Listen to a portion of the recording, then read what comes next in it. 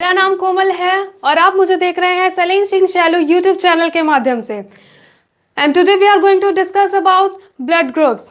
आज हम blood group के बारे में डिस्कशन करने वाले हैं। फर्स्ट टॉपिक में हम ये जानेंगे कि ब्लड का नॉर्मल जनरल ब्लड होता क्या है। सेकेंडली हम ब्लड ग्रुप के बारे में डिस्कस करेंगे एंड लास्टली जो थर्ड टॉपिक होगा उसमें हम एक डिजीज लेंगे, वो है इरिथ्रोब्लास्टोसिस फेटालिस, जो कि बहुत ही इंपॉर्टेंट है कंपटीशन के एग्जाम से।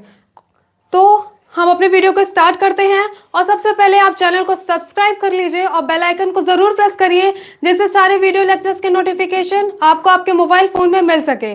तो चलिए स्टार्ट करते हैं हम आज की अपनी वीडियो। बात करें ब्लड की, तो ब्लड का एक जो जनरल नॉलेज है वो दो चीज़ों में डिवाइड होता है। ब्लड प्लाज्मा में डिवाइड होता है और सेल्स में डिवाइड होता है। प्लाज्मा की बात करें तो 55% ब्लड का जो हिस्सा होता है वो प्लाज्मा होता है एंड 45% सेल्स होते हैं। अगर मैं इसको लिख के आपको डिस्क्राइब करूं तो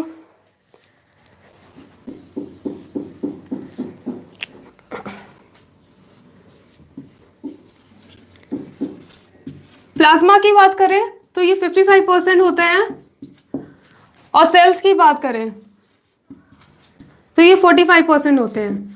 और ह्यूमन बॉडी में और ब्लड में अगर कंपैरिजन करें तो काफ़ी सारे टाइप्स ऑफ सेल्स होते हैं। RBC, WBC, platelets. आरबीसी को इरिथ्रोसाइट्स के नाम से भी जाना जाता है और मेनली अगर ब्लड ग्रुप्स की बात करें तो वो आरबीसी पे ही है। आरबीसी की सरफेस पे कौन सा एंटीजन प्रेजेंट है और कौन सा एंटीजन एब्सेंट है, उसके बेसिस के अकॉर्डिंग ब्लड ग्रुप का डिवीजन होता है कि कौन सा ह्यूमन बीइंग का ब्लड ग्रुप ए पॉजिटिव होगा, किसका बी पॉजिटिव होगा, A B positive and O positive. So हम स्टार्ट करते हैं कि ब्लड ग्रुप ए वालों की बात करें। ब्लड ग्रुप ए, इनके रेड सेल्स के सरफेस पे एंटीजन ए होता है। ब्लड ग्रुप बी की बात करें तो इनके रेड सेल्स के सरफेस पे एंटीजन बी होता है। ब्लड ग्रुप ए बी की बात करें तो इनके रेड सेल्स के सरफेस पे एंटीजन ए एंड बी दोनों होता है। और ब्लड ग्रुप ओ की बात करें तो इसमें एक भी एंटीजन नहीं होते। तो आप यहाँ से समझ गए होंगे कि on the basis of antigen we describe that कि हाँ ये ब्लड ग्रुप ए पॉजिटिव है, बी पॉजिटिव है, ए बी पॉजिटिव और ओ पॉजिटिव, जिसमें antigen A, antigen B, blood group A B positive में antigen A B and O positive में एक भी एंटीजन नहीं होते।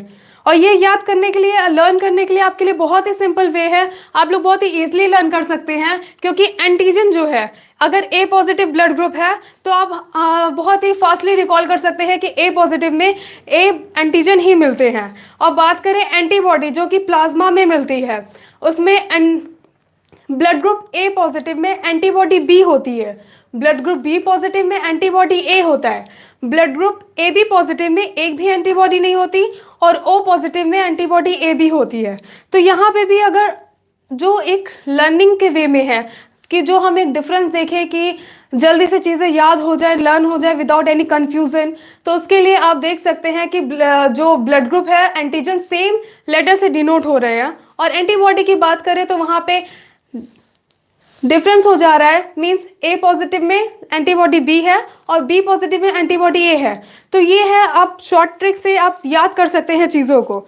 उसके बाद हम देखते हैं कि ब्लड ग्रुप्स देखते हैं कि कौन से ब्लड ग्रुप में कौन किसको दे सकता है, कौन किससे ले सकता है। मींस ब्लड ग्रुप अगर ए पॉजिटिव है तो ये किसको किसको ब्लड दे सकता है, गिव ब्लड टू, और किससे किससे ब्लड ले सकता है, रिसीव कर सकता है। ब्लड ट्रांसफ्यूजन आपने सुना होगा, ब्लड ट्रांसफ्यूजन आपने सुना होगा। एक्सक्यूज मी,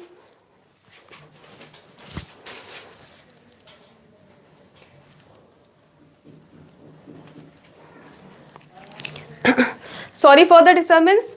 तो हम बात कर रहे थे ब्लड ग्रुप्स की, जिसमें मैं बताने जा रही थी कि give blood to and receive blood from, ये किसको किसको ब्लड दे सकते हैं और किससे किससे ब्लड ले सकते हैं। तो पहले सबसे पहले एक शॉर्ट फॉर्म में आपको बता दूं कि अगर पॉजिटिव वालों की बात करें, जिनका ब्लड ग्रुप पॉजिटिव होता है,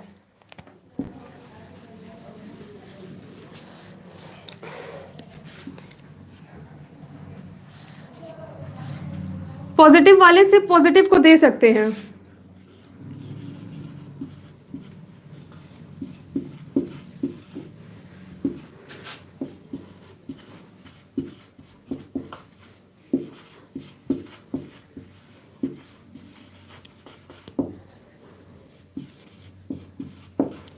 ब्लड ग्रुप्स, जितने भी पॉजिटिव ब्लड ग्रुप हैं वो पॉजिटिव को ही दे सकते हैं। और जब लेने की बात करें तो वो पॉजिटिव और नेगेटिव दोनों से ले सकते हैं, दोनों से रिसीव कर सकते हैं। और अगर बात करें नेगेटिव वालों की, तो नेगेटिव जिनका ब्लड ग्रुप है तो वो सिर्फ नेगेटिव को दे सकते हैं, और लेने की पॉजिटिव और नेगेटिव दोनों को दे सकते हैं, और लेने की बात करूं तो वो सिर्फ नेगेटिव से ले सकते हैं। तो ये बहुत ही अच्छा शॉर्ट फॉर्म है इस टेबल को याद करने का कि कौन किसको ब्लड दे सकता है और कौन किससे ब्लड ले सकता है। एक ब्लड ग्रुप, जिस ह्यूमन का ब्लड ग्रुप पॉजिटिव है वो सिर्फ पॉजिटिव को दे सकता है और ले सकता है पॉजिटिव नेगेटिव दोनों से। और अगर ब्लड ग्रुप नेगेटिव वालों की बात करें तो वो सिर्फ पॉजिटिव नेगेटिव दोनों को दे सकता है, पर लेने की बात करें तो वो सिर्फ नेगेटिव से ले सकता है। तो आप सबको ये पता होगा कि ब्लड डिवाइड होते हैं 2 फॉर्म्स में, RH फैक्टर जिसे बोलते हैं, RH positive and RH negative.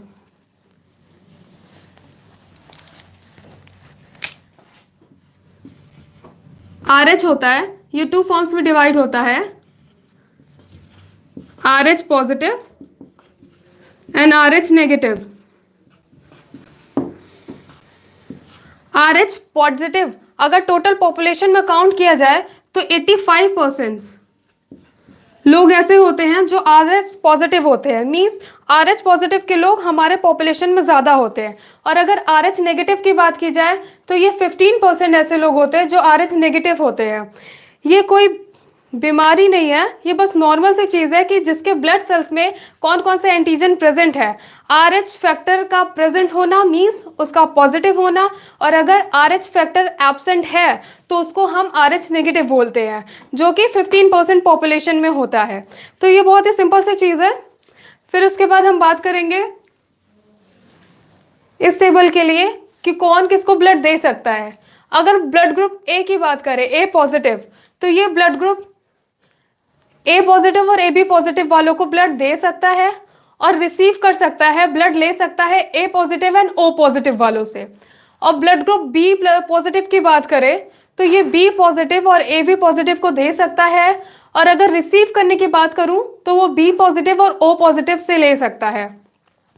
और अगर AB पॉजिटिव ब्लड ग्रुप की बात करूं तो ये AB पॉजिटिव को दे सकता है और ले सभी से सकता है।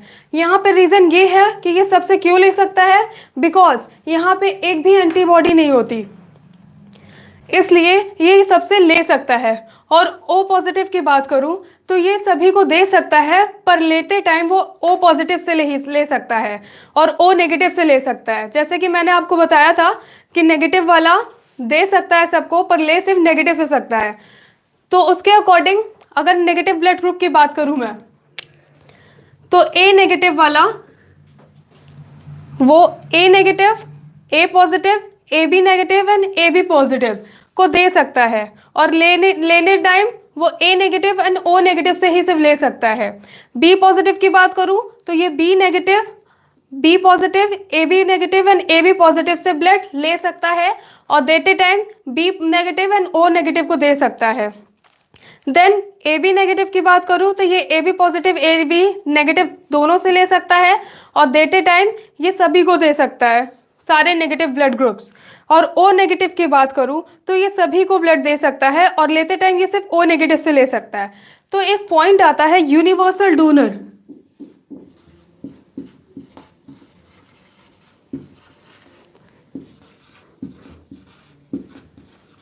ये नॉर्मल जनरल के क्वेश्चंस होते हैं, अक्सर एग्जाम में पूछ लिए जाते हैं कि यूनिवर्सल डोनर कौन सा ब्लड ग्रुप है, तो वो O है। जो यूनिवर्सल डोनर है, जो सभी को ब्लड दे सकता है, वो O होता है। और यूनिवर्सल रिसिपिएंट की बात करें, जो सबसे ब्लड ले सकता है, वो AB है। AB जो सबसे ब्लड ले सकता है, दिस इज यूनिवर्सल रिसीवर।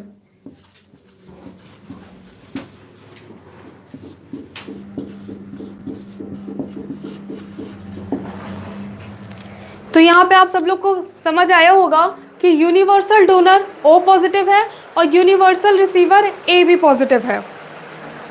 ये अक्सर कंपटीशन लेवल के एग्जाम में पूछ लिया जाता है। इसके बाद हम बात करेंगे एरिथ्रोब्लास्टोसिस फेटालिस के बारे में।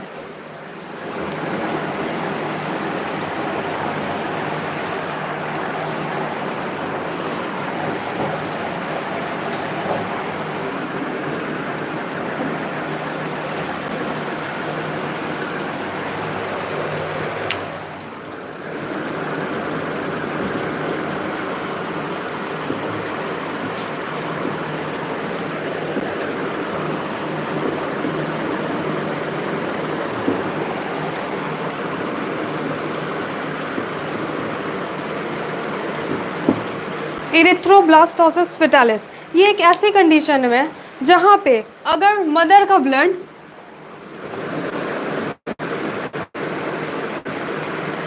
नेगेटिव हो, मान लीजिए मदर का ब्लड ए नेगेटिव है एज एन एग्जाम्पल, एंड जो उसके वोम में बेबी हो, डेवलपिंग फीटस हो, उसका ब्लड ग्रुप पॉजिटिव हो,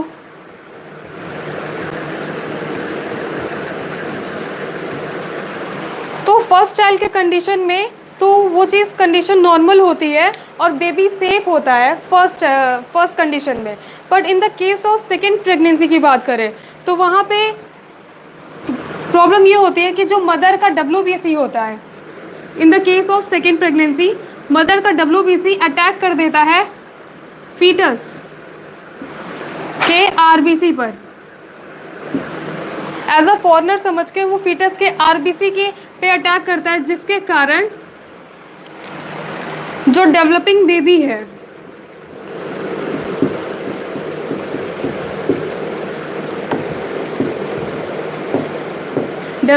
या डेवलपिंग फीटस है, उसकी डेथ हो जाती है। और जो अगर फर्स्ट की बात करें तो उसे एनीमिया या जॉइंटिस ऐसी कुछ बीमारियां हो जाती हैं।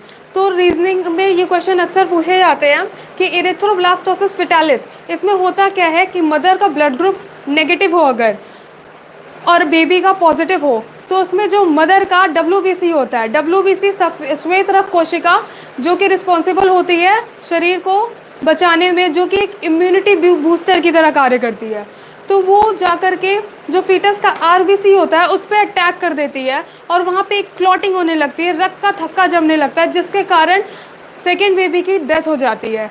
इस केस में ऐसा ही होता है और कंपटीशन में अक्सर क्वेश्चन पूछ लिए जाते हैं कि अगर फादर का ब्लड ग्रुप पॉजिटिव है और मदर का नेगेटिव है तो उसके क्या क्या कंडीशंस बन सकते हैं। तो वहाँ पे 50-50 चांसेस होते हैं पॉजिटिव और नेगेटिव के।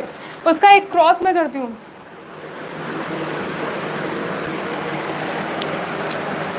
मान लीजिए फादर की बात करें, फादर का ब्लड ग्रुप है positive,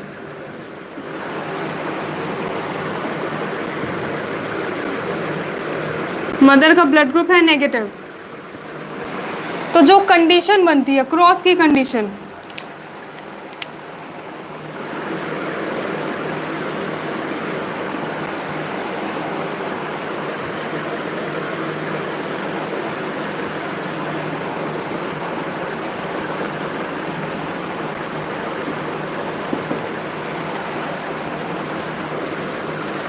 capital D small D,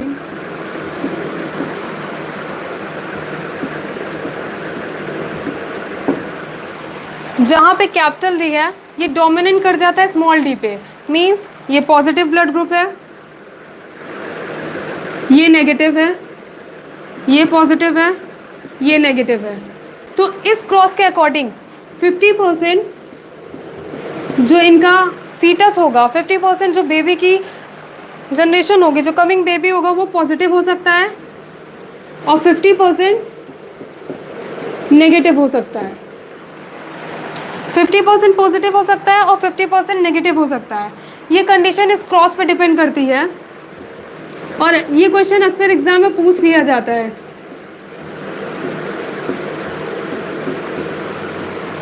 तो यहाँ से ये कंडीशन डिपेंड करती है कि अगर फादर का ब्लड ग्रुप पॉजिटिव हो और मदर का ब्लड ग्रुप नेगेटिव हो, तो जो बेबी होते हैं उनके वो 50% मतलब कुछ 50% चांसेस हो सकते हैं पॉजिटिव के और 50 चांसेस हो सकते हैं नेगेटिव के।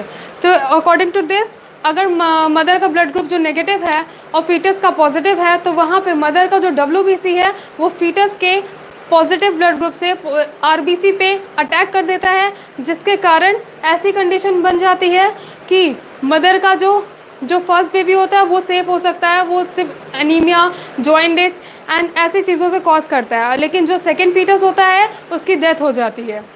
तो आज का लेक्चर यहीं पे वाइंड अप होता है। Thank you so much. Channel को आप सब्सक्राइब कर लीजिए और वीडियो को लाइक ज़रूर करिए और वीडियो को ज़्यादा से ज़्यादा शेयर करिए। Thank you so much.